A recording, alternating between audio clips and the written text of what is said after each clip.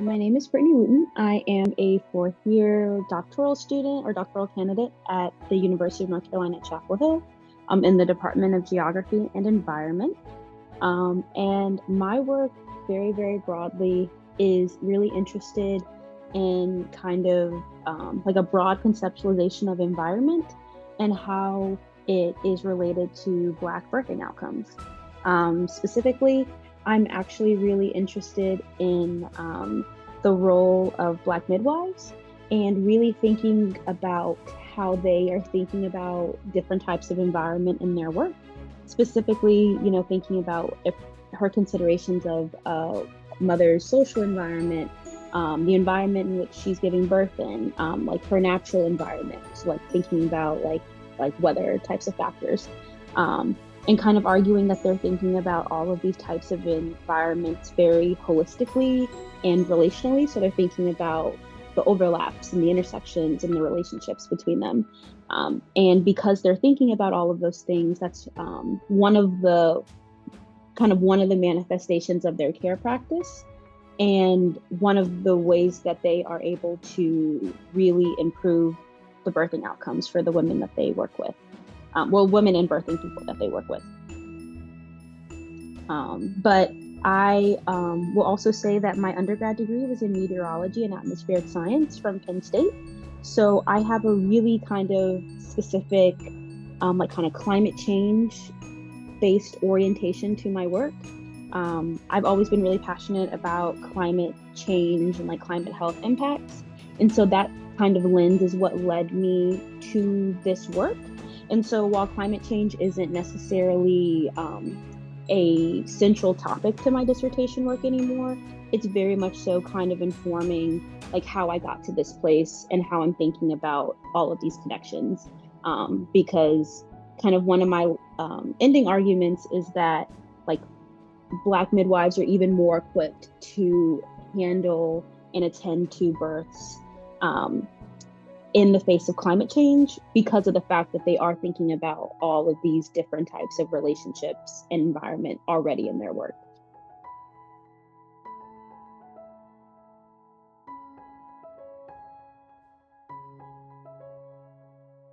So it's kind of twofold. One was in undergrad, I got exposed to kind of like climate health relationships while working with my undergraduate research advisor. So like before then, I didn't even really think about the ways that weather impacted health. And so kind of starting my sophomore, junior year of college, I got exposed to kind of really being able to look deeper into broadly how climate impacts health. And so when I was thinking about coming to grad school, I knew that I wanted to focus on people who look like me. So I knew that like Black women would be kind of wanted to be the focus of my work. But also like the fact that I kind of had my own questions as being a Black woman and seeing all the statistics about Black birthing and kind of the risks involved there. And so kind of my own desires to eventually become a mother, coupled with the fact that I was just curious and wanting to learn more about that topic, is kind of what helped me to settle on like that demographic and that health outcome. But also when I was thinking about grad school, I wanted to go somewhere that was going to allow me to do interdisciplinary work or be able to work across multiple disciplines using multiple types of methods. And atmospheric science or like meteorology specific program is very, very narrow. And I knew that kind of that discipline wouldn't allow me the flexibility that I wanted to study this work, because I also knew that I wanted to be able to pull from like social science and humanities and Black studies to kind of be able to really ground my analysis in critical social theory, because that's often missing from a lot of health sciences / STEM work in general, because those kind of humanities and STEM oftentimes are not talking to one another, even in academia. And so it was really important for me to kind of bridge those different disciplines together through my work and show how necessary it is for them not to stay siloed and to interact with one another. because I knew that that's how I was going to be able to holistically look at an issue such as like climate or environment on Black birthing. This issue is really, I mean, like most issues, you can argue that any issue is important, but I really think that this issue is particularly important for a couple of different reasons. The first is that a lot of health sciences work, or work that looks at health disparities, oftentimes is done in like a epidemiology or statistics kind of way. And those methods oftentimes do not either require you to like contextualize the relationships that you're seeing. And so what I mean by that is, let's say a study's looking at unequal exposures or something and finding that Black individuals are at a higher risk. A lot of the times a study kind of will end there and not actually say like, why is it the case that Black people are being found at a higher risk? And by not actually contextualizing those findings and trying to give reasons for it, it allows for like the conclusion to be made that it's just like the fact that they're Black that is the reason that they're at a higher risk, and not instead the conditions that Black people are living under that place them at higher risk. And so it's like extremely important for me when I'm doing this work to ground it in those conditions and be very specific and try to give explanation as to why I'm finding the relationships that I'm finding.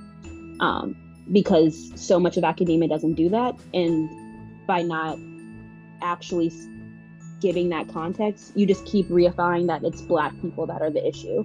And it gives, racism and all these other structural issues kind of off the hook. Second reason is that, like minorities in the United States have been found to be at, increased risk of extreme weather events.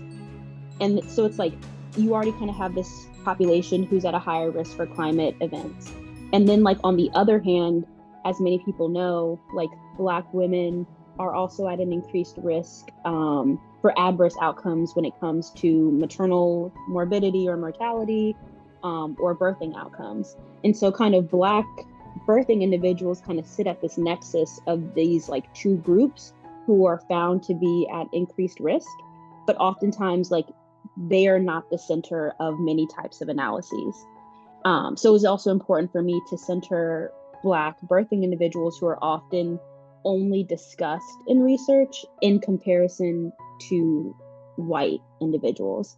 And so it's also really important for me to be able to talk to and about like Black individuals' experiences on their own terms without having to compare them to a white referent group. Because we're more than just a comparison group. We're our own, group of people who deserve to have our issues talked about on our own terms, in ways that also like uplift ourselves and don't require us to have to kind of put ourselves down for the purposes of having research done.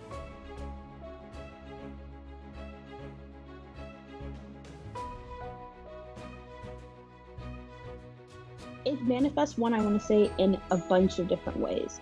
And so kind of first things first is the fact that climate change impacts so many sectors of our lives, not just health. And so even like with something like exposure to extreme heat or exposure to something like increased hurricanes or floodings, which are all like climate change like kind of events. Or let's say on the environmental justice kind of side, when we think about unequal exposures to air pollution or inability to have access to clean drinking water, or living near a landfill, for example. All of those examples I just gave are examples of like either kind of climate justice or like environmental justice kind of like exposure pathways. However, they can impact our lives in not just a health way, but in the way that they do impact health is potentially, especially for a pregnant individual, it is increasing her exposure to certain things that can, let's say in the case of temperature, being exposed to higher temperatures could mean that a mother is not able to potentially regulate her body because she's also growing a baby inside of her. For in the case of unequal exposure to air pollution, she's breathing that in, which then those particles can potentially impact not only her own breathing and her own development, but also the development of the child growing inside of her. And that same thing could be true for, not having access to clean drinking water and constantly living in the smell or exposures of some kind of pollutant like a landfill, or in the case of North Carolina, we have unequal distributions of our hog farms and hog wastes, which are primarily in the eastern part of the state, which is also where we have some of the largest concentrations of Black individuals. And then kind of coupled with that is elements of like structural racism that are very present in our built environment. So oftentimes, the places that are hottest are also places that might not have tree cover to be able to act as a shading element, especially like when we think about our cities here in North Carolina or across the US. When we think about also like the fact that a lot of Black and Brown communities are living in places without proper healthcare access or inability to access healthcare. So even if they're having maybe a health emergency, their ability to pay, their ability to reach those providers is reduced. So it's like these climate and kind of environmental health or environmental exposures kind of then like ripple out to other kind of structural policies that are in place that kind of compound and add to higher risks of adverse outcomes for people who look like us.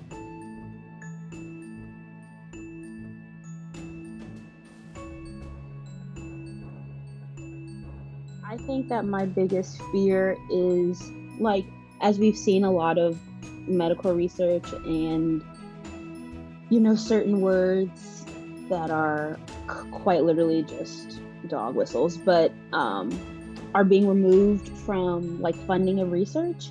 And I think my biggest concern is like, by removing those words or removing that research, it doesn't remove like the fact that these people exist. It doesn't stop people from existing. It doesn't stop those issues from happening just because the research establishments and structures at play right now want to kind of invisibilize it. And so I think one of my biggest fears is the fact that like not doing this research is just going to keep allowing the things that have been happening to continue to happen.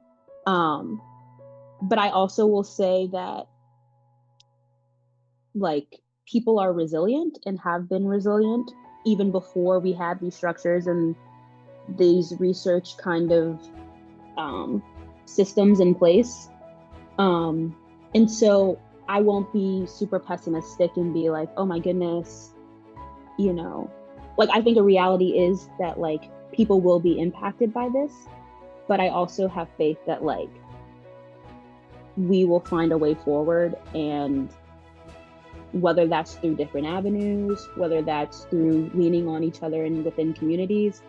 Also, like, I don't have a fear that, like, I'm going to still make sure that this work is done in whatever ways that I need to adjust to make sure that this work continues to get done. And so while the avenues through which I was originally planning for like a job or things post-grad school might be looking very different, like who I am as a researcher and the topic that I'm studying and my passion for it has not changed, and if anything has grown. And so I guess like the quickest answer like the quick summary of all of that is that I'm scared because I also know how many people's livelihoods and stuff are attached to this work, and like know and also can see intimately like when this work is making a difference. But I have to pivot and kind of just hope that other avenues will be created so that this work can still be done. Because again, the people who are doing the work, their orientation to the work does not change just because a structure is telling them that it doesn't matter anymore. Because that same structure always thought that the work didn't matter, but it still got done.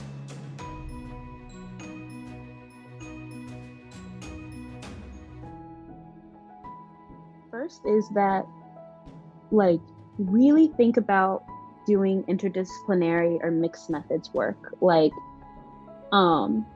especially when studying Black people, like, look to Black creative works, look to stories and other forms of media and oral histories and things outside of numbers and data for when you're studying Black people, because those numbers and data, always remember that numbers and data are not solely objective.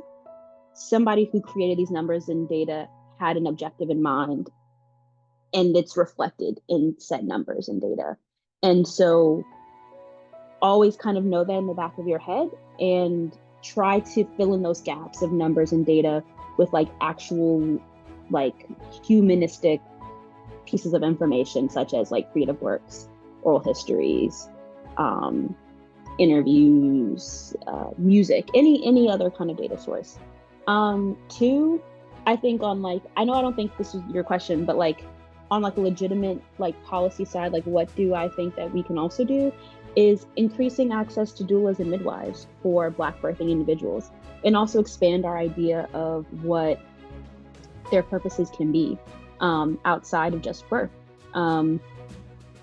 So I think like studies and research has shown that increasing access to midwives helps reduce negative birthing outcomes. And that's a really concrete thing that we can do, especially in, advocating for our legislature here in North Carolina to make it so those services are paid for by Medicaid. In a lot of states, they're not paid for by Medicaid. And some of the primary people on Medicaid are people who look like us. So we would greatly benefit from that. And I guess my last thing is like for other people doing this work is we're living in a very scary and trying time, but the work matters even more right now. So, it's okay to need to pivot slightly, but like, don't allow those structures to try to convince you that your work's not important, because if anything, this is the time that it's the most important.